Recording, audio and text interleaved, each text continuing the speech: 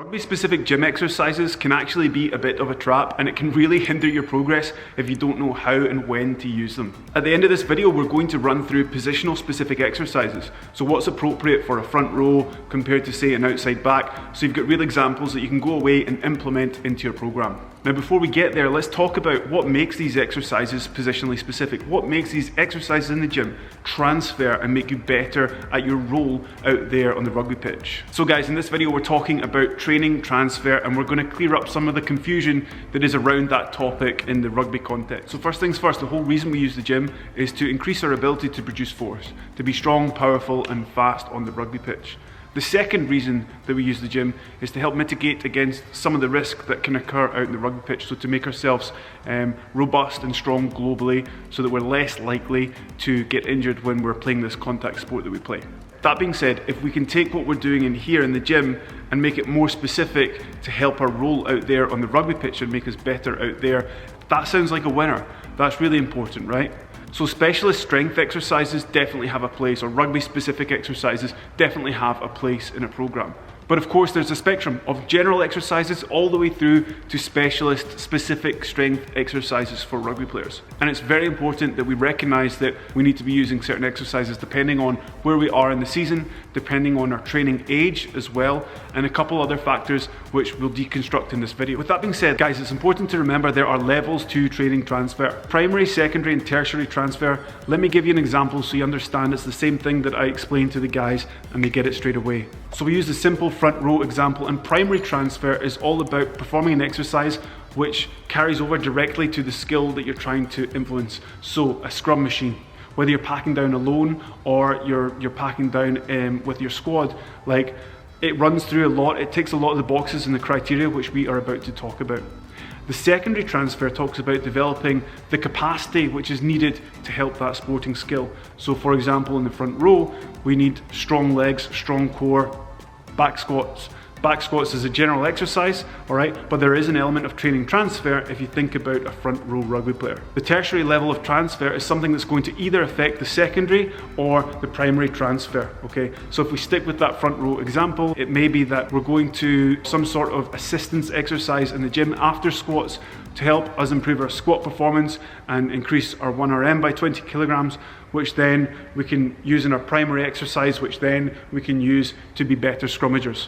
Okay, so hopefully that makes sense, guys, but it's just to demonstrate that there are layers, okay, and it's not just as simple as, kinematically, that's correct, so that will definitely transfer to there. There's layers to this, all right, and there's a criteria which we're going to talk about now. Broadly speaking, special strength exercises need to mimic the velocity or the duration or the direction of the sporting skill that we're trying to have it transfer to. And we need to find ways to overload that pattern or movement to have maximum transfer. Now we're going to get into examples of that in a second, and one of the biggest errors that all coaches make is that they rely heavily on this transfer theory if it just looks similar to what you're doing on the rugby pitch. Okay, so kinematically, oh right, yeah, I recognize that position or that pattern, that must carry over to what we're doing on the rugby pitch. However, like I said at the start, thinking only with that lens can really limit your athletic performance and also limit your rugby performance. That being said, let's look at 5 criteria we can use to guide whether we bring in or bring out some special strength exercises which will help give us the most bang for our buck on the pitch. This comes from Mel Sith, the godfather of strength and conditioning, one could argue, and his book Super Training. Guys, if you're enjoying this video, please do hit the like button. That helps me out a lot and it helps me get the information out to more people. If you haven't subscribed already, I would encourage you to do so and be grateful if you do. That means you'll get the notifications no, you won't get the notifications, you'll have to hit like a notification button, but you'll figure that out. Anyway, like and subscribe, thank you. So what joint angles do we move through and in what direction? That is one criteria we can use to determine whether something has reasonable training transfer to an exercise or skill on the pitch. Okay, it is the kinematically, oh that's similar, so it must be, yeah, there's a good transfer there. May or may not be a good transfer. We have to factor in other criteria as well. So where in the movement are we required to produce the most force? What's the joint angle? It always makes me laugh when I get comments about squats not being squats unless they're below parallel. Like, that's just not the case if you're an athlete, and there's good reason to use heavy partial squats, light partial squats, jump squats, etc. if you consider this second criterion. Okay, this one talks about effort, but just think about what's important in the sporting skill if we're using this criterion. So it might not look like the skill at all. For example, if you're doing a tackle, that does not look like a mid-thigh pull. Okay, but if we use this criterion here and only this, then there might be an element of transfer, because what's important in a tackle is, you know, power output, and well, we can use the mid-thigh pull to produce as much force as we possibly can and become more powerful. So there's a case to be made if we use this criterion. So how long does it take to produce as much force as you possibly can? Generally in sport, the rate of force development, he or she who can produce force quicker wins. That's pretty much sport. So is the rate of force development that you're using on X exercise in the gym higher than what you would use on the rugby pitch for a specific skill? So rate of force development is absolutely something that you can work on in the gym. It does depend a little bit on your relative strength, so you know, you probably want to go through a base of strength if you're a complete beginner before you start working on your rate of force development, okay? But it's something that you can absolutely work on and something that carries over to the rugby pitch. And it might not be just like the last criterion that we discussed, it might not look exactly the same as the sporting skill, but as long as you know that, it's in here because I'm working on my rate of force development, which is going to carry over to this, that and that, then boom, there is training transfer there too. So this is the one where we want to think about what type of contraction is being used. Is it eccentric only, is it concentric only, or is it just a static isometric hold? Is it an explosive one big movement, or is it a static overcome by dynamic effort? Are we using the stretch shortening cycle? So let's look at these exercises now. We've got the front row, which is an easy one. In the front row, we're talking about the set piece. That's super important, winning the scrum and being dominant there. So as I mentioned, back squats, box squats are going to be really important for a front rower.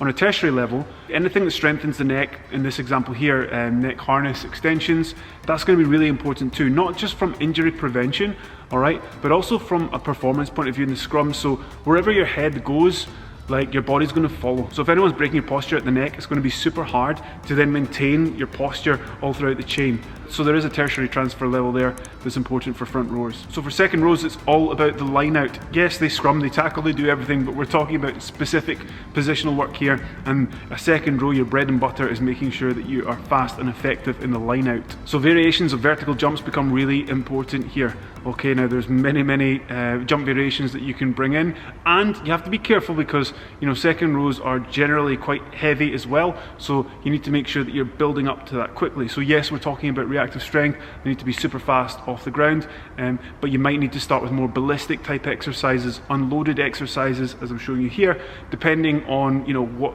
phase of training you're in. If you've just come back and it's like mid pre-season and you're starting with aggressive reactive strength work, that might not be appropriate. But suffice to say, if you're bringing that into your training and you do it sensibly, it's going to pay dividends on the field.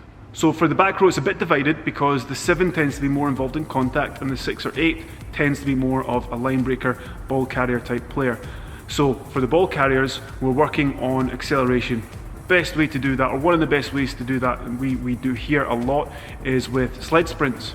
10 meters, various loads, and that really helps get quicker off the mark and be effective at line breaks. For a 7, there's lots of exercises we could do, all right? There's Pendlay Rows, there's different Zercher variations that might be appropriate for a 7, or a 6 or 8, really, we can look at it as a back row, as a unit. But also wrestling. Rugby wrestling is something that I've done on this channel, one for judo, one for wrestling, so you can check out those videos there. But suffice to say, you can match the duration to the duration of contact, 5 seconds or shorter, and I went into it in quite a lot of detail in one of these 2 videos that I'm linking here. So wrestling and resisted sprints for the back row players. So for the inside backs, the 9, the 10 and the inside centre, the 12, it's going to be really important that they're fast off the mark as well, and they have to do a lot of short sprints and typically are looking for more offloads than perhaps the back row might. So things like med ball throws, med ball tosses, resisted sled sprints as well can be really important and specific to that role. So the outside backs have to be really good with their top speed. Okay, they need to be reaching velocities that no one else can touch in the team. So the 14, 15, the outside centre, the 13 and the 11, these guys need aggressive plyometrics, they need overspeed training, they need flying 50s, and they need exposure to that more often than anyone else in the team. So guys, we've run all the way through from number 1 to 15 in the rugby team. Make sure you check the video description where I've noted all these ideas and more down. And of course, if you have any questions, just let me know in the comment section and I'll get back to you. Thanks again for watching my video, guys. If you enjoyed it, then you'll definitely want to check out this video, 10 strength exercises that rugby players should be doing, and that's the general strength exercises that provide a big bang for your buck. Enjoy it, guys. I'll see you in the next one. Cheers.